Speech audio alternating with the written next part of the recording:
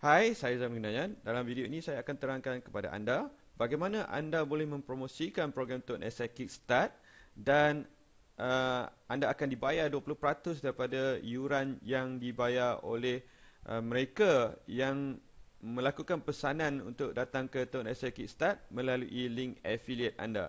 Ini merupakan program affiliate yang dikendalikan oleh Ashadi. Jadi pertama sekali anda perlu pergi ke ashadi.com, okey, pergi ke ashadi.com di sini. Sekiranya anda belum lagi menjadi ahli, anda perlu klik sign up di sini dan anda akan dibawa ke link untuk sign up sebagai affiliate Ashadi di sini. Okey, anda masukkan username, email address dan sebagainya. Dan selepas anda menjadi ahli ahli ashadi.com ini, anda boleh pergi ke login di sini dan masukkan username dan password anda.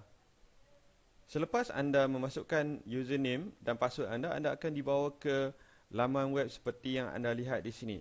Jadi, bagaimana anda boleh mempromosikan ataupun mendapatkan link affiliate untuk Tone SI Kickstart ini? Okey, jawapannya saya telah pun berikan link tersebut di Facebook saya, iaitu link ini.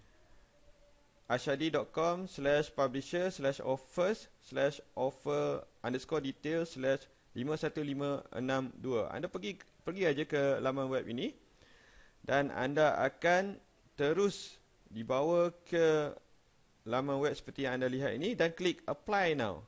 Sekiranya anda klik apply now di sini, anda akan dibawa ke laman web seterusnya di mana ini adalah link affiliate yang anda boleh gunakan untuk mempromosikan program Tone SI Kickstart ini. Okey? Jadi copy link ini dan anda gunakan link ini untuk mempromosikan di Facebook, di dalam email anda dan di mana-mana sahaja di internet. Mungkin anda boleh promosikannya di WhatsApp juga, tak ada masalah. Jadi setiap kali prospek ataupun bakal peserta Tone SI Kickstart klik link anda ini dan membuat pesanan, anda akan mendapat komisen 20% daripada hasil jualan yang anda hasilkan. Okey? Jadi sekiranya anda lihat di sini, internet ini merupakan sebenarnya adalah username saya. Jadi username anda akan jadi www.ashadi.net/go/51569/username anda di sini. Okey? Jadi itu sahaja yang perlu anda lakukan. Kemudian promosikan link yang diberikan ini sahaja. Itu sahaja yang perlu anda lakukan sebagai affiliate Tone SI Kickstart.